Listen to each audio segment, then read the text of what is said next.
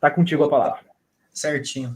O Radamés comentou aí que precisava de economistas na área. Eu sou estudante de economia, tá?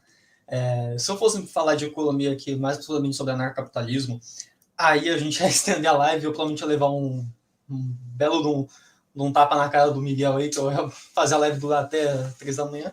Mas aqui agora, né, eu queria comentar com vocês um pouco da parte da teoria libertária, né? Porque uma coisa que eu consigo perceber é que liberais e neoliberais, no caso, e anarcocapitalistas têm uma extrema dificuldade de falar de Estado, de falar de governo, de falar disso, daquilo, que o governo faz.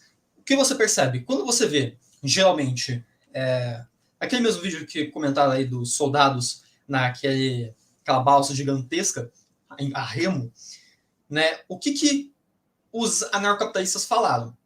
Um pedalinho era muito melhor.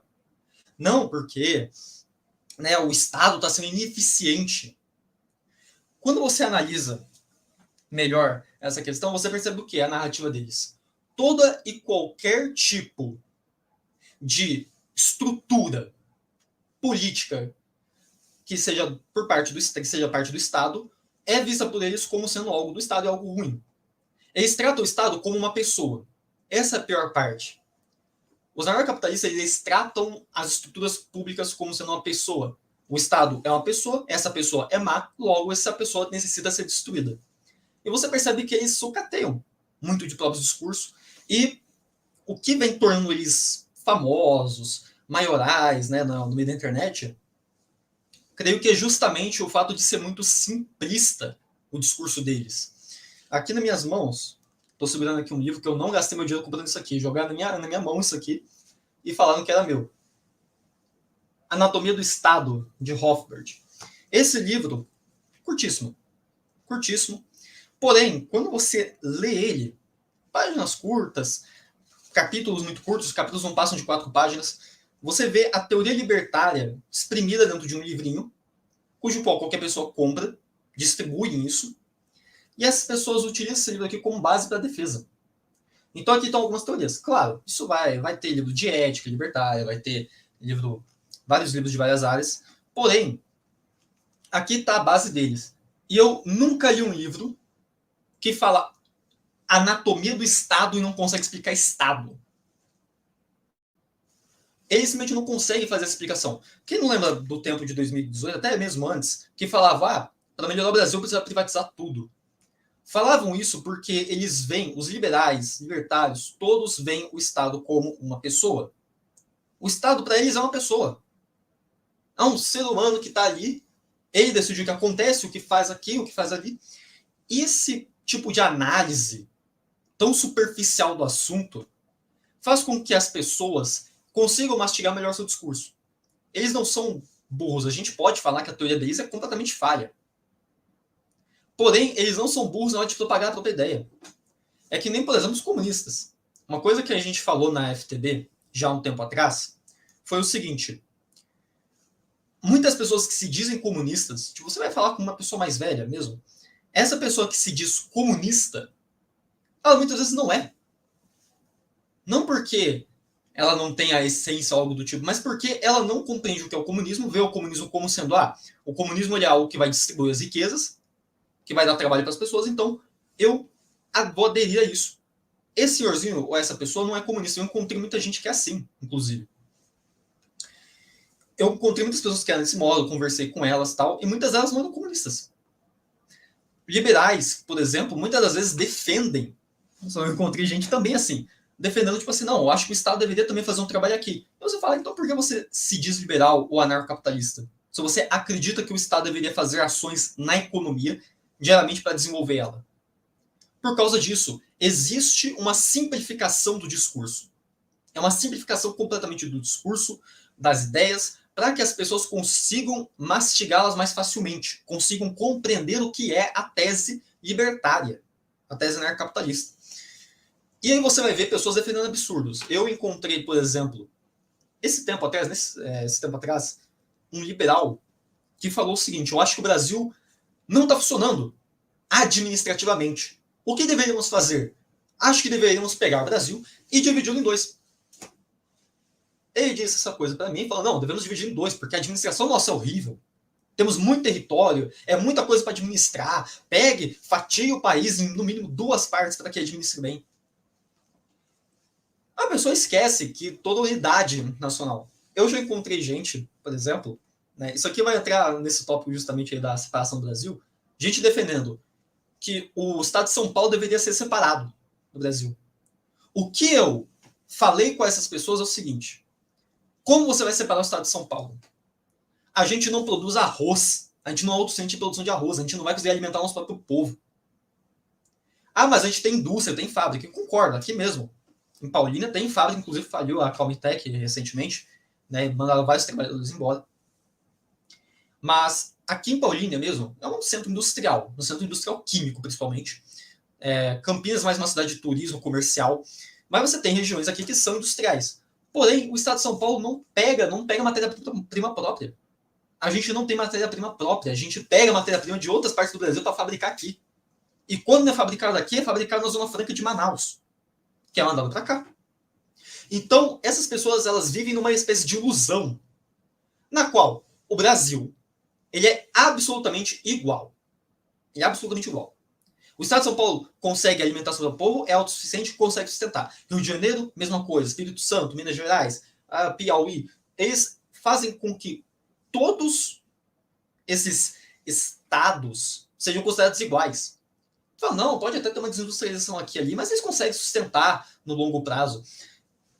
Esse ponto aqui agora de virada, né, que agora teve no Rio Grande do Sul, infelizmente, né, o Rio Grande do Sul passando por essa dificuldade, essa catástrofe social, não existe outra palavra, creio, para falar sobre isso, sobre essa maneira, para definir isso, é uma catástrofe social na qual a população está tendo que lutar para conseguir sobreviver. Imagina se você não tem o Estado nessa situação. Acho que, de fato, né, o Rio Grande do Sul se daria muito bem, né, sem o Exército, sem as finanças públicas, sem a questão da política em volta. Seria muito interessante se a gente só pegasse e saísse de lá. Manda todo o soldado para fora, policial, deixa o povo a Deus dará. Esse tipo de coisa acabaria. O Rio Grande do Sul teria acabado. De fato, teria acabado. Não, mas a gente pode reconstruir o Rio Grande do Sul com cidades livres, né, cidades privadas, funcionaria muito bem. Né? A pessoa não comenta, por exemplo, eu vou citar aqui um exemplo mais internacional, creio que as pessoas vão entender. Não comenta de como que em Tóquio as pessoas pagam quase um salário inteiro para morar num quadradinho. Não comenta que em Hong Kong você não compra casa. Você não consegue comprar casa em Hong Kong, você não compra terra. Em Hong Kong você aluga o apartamento, quem compra é a empresa. A empresa privada, ela joga o dinheiro ali e o governo pega quem lançou um preço maior, dá um pedaço de terra para a empresa. É assim que é destinada a terra lá em Hong Kong. As pessoas não compram casa. Você paga muito caro para morar no cubículo. Coreia do Sul, a mesma coisa. Você tem exemplos de países que são da exata mesma forma. Você acha que privatizar? Não, privatizar porque vai funcionar muito bem.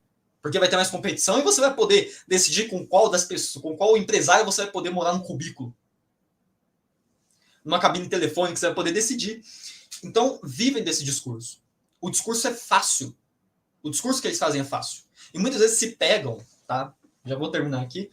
Eles pegam você em certas analogias que vão fazendo com que você se sinta encurralado. Uma que fizeram comigo, eu achei engraçado, inclusive, foi o seguinte. Imagina que na sua cidade, eles falam mal do sistema democrático. Imagina que na sua cidade a população decide matar todo mundo que se chama Augusto. Eles podem fazer isso? Eles usam exemplos fora da realidade. Ah, e se as pessoas da cidade querem te matar? O cara chegou, teve outro lá que chegou e falou, não, mas se o governo aparecesse na porta da sua casa e dissesse que você está devendo tanto para ele, o que você ia fazer? Em que situação isso acontece? Ah, mas isso pode acontecer que a Receita Federal vir na sua casa. Tudo bem, mas como você resolve a situação? Da mesma forma que você resolve outras. Situações por exemplo, da cobrança privada. Já várias vezes ligaram para mim e falaram, não, você não pagou tal fatura. Você não pagou tal boleto. Aí pega o boleto, você apresenta e fala, eu paguei, está aqui. A empresa pega, não faz uma acusação. Do mesmo modo que você faz com o Estado. Se entrar a Receita Federal na sua casa, você faz a mesma coisa. Então, todo o discurso deles é basicamente isso. Tá? Eles pegam e diminuem a própria população a população que está passando por essa dificuldade, falando, por exemplo, mal do exército que estava indo lá, que está tentando ajudar a população local. E, por exemplo, o carinha aqui chamado Ruth Crow, lá em cima, ele comentou uma coisa dizendo o seguinte, né, que o barco lá do pessoal que estava, dos soldados que estavam levando a barca, que estava a remo, podia levar muita gente. E que o pessoal estava propondo um pedalinho, falando, os ancaps podiam ir de pedalinho, era mais rápido. Só que o pedalinho leva quantas pessoas? O pedalinho aguenta quantas pessoas lá dentro? O pedalinho consegue levar o quê? Às vezes você não consegue resgatar uma pessoa, você tem que levar suprimento para depois ir lá resgatar a pessoa. Como é que você faz? Entende? Esse tipo de situação é abismal. Você vai encontrar libertário, no caso anarcapitalistas, e os liberais vão sempre agir nessa mesma sequência. Além de, claro, né, você vai discutir ética. Se você vai estudar ética libertária, você vai discutir ética libertária. E geralmente você vai ver como a ética deles é bem estranha. E não vou aprofundar muito aqui, eu posso aprofundar talvez em outro momento, né? Mas essa é a base de todo o discurso. E aí ocorre, né, que esses mesmos grupos vão defender a separação do Brasil. Vão falar, não, devemos fragmentar o Brasil. Ou os grupos vão falar, não, a gente deve começar as cidades privadas. Porque olha só, a população do Rio Grande do Sul fez uma ponte com o próprio dinheiro. E eu estava lendo uma outra notícia, né? Fala, não, a população do Rio Grande do Sul constrói uma ponte com o próprio dinheiro. Sabe, a ponte do Estado, que o governo, no caso, o governo estadual se propôs a fazer, ia custar 25 milhões. Fizeram a ponte com o quê? Uns 3 milhões, 5 milhões, mais ou menos. A ponte que o governo tinha proposto ia aguentar simultaneamente 45 toneladas de carro em cima dela, ia vir com muita estrutura, ia ter duas faixas, né, duas faixas de ida, duas faixas de volta, com mais acostamento e calçada junto. Uma estrutura própria feita para suportar aquilo.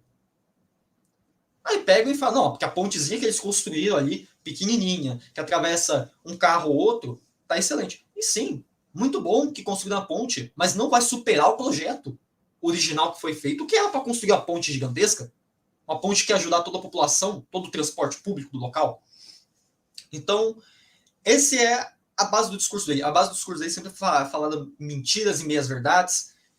Então, assim, se vocês quiserem, ó, podem ler, vocês não vão mudar de ideia. Eu garanto a vocês que vocês não vão mudar de ideia. Você não vai mudar de ideia lendo isso aqui.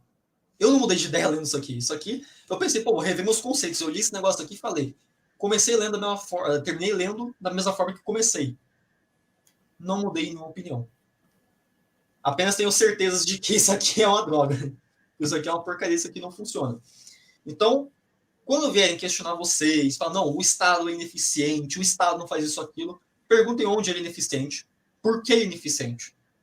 Porque ele é um monopólio. Tá. O Walmart é um monopólio em várias cidades. É ineficiente na cidade? Ou em estados, nos Estados Unidos? Monopólio. A Amazon mesmo está gerando monopólio. Em todo lugar do mundo. Você tem eles abrindo a sede deles do lado de favela.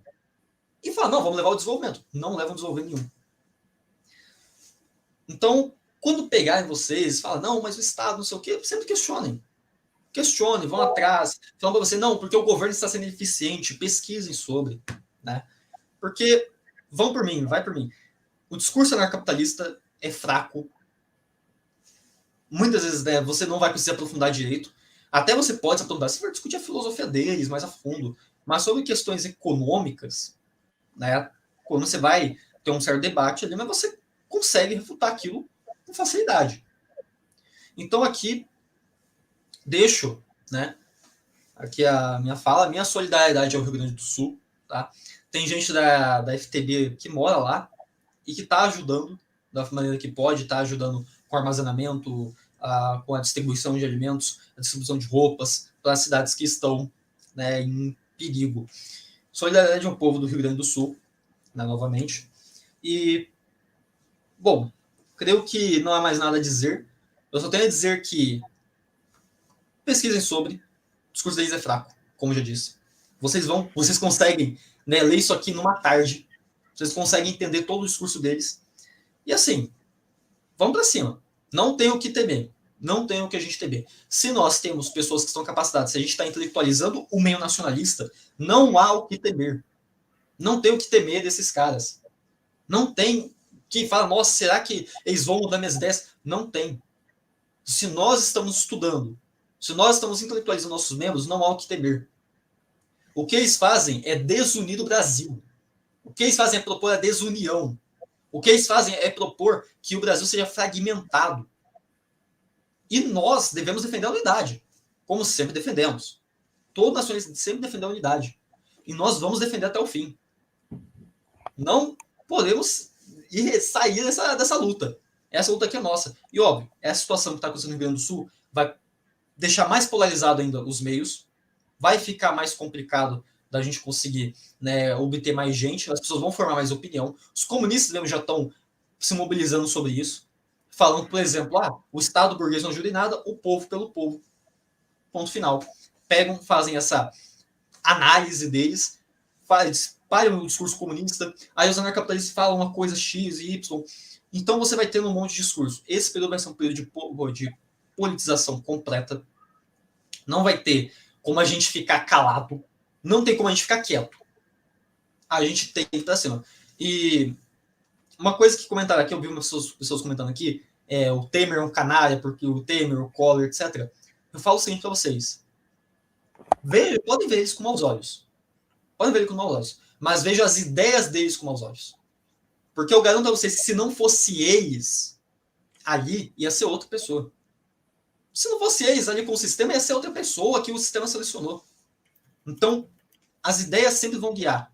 Tá? Essa classe dirigente que está acabando com o nosso país sempre vai escolher alguma pessoa para comandar nosso país, sempre vai escolher alguma pessoa para acabar com o nosso meio e para desestabilizar a nossa união.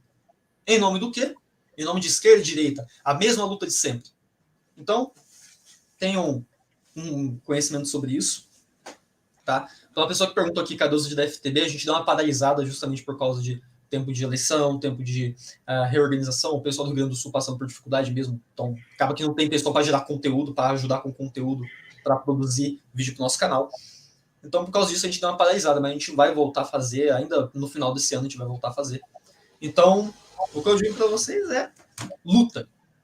Força em lutar, força em estudar, força em combater e nunca dar um passo atrás. A nossa política deve ser do Brasil em primeiro lugar. Então, fiquem bem, fiquem com Deus. Eu agradeço aqui ao Miguel aqui por ceder esse espaço aqui a mim. Agradeço a todos os que vieram antes de mim, os que vão vir depois.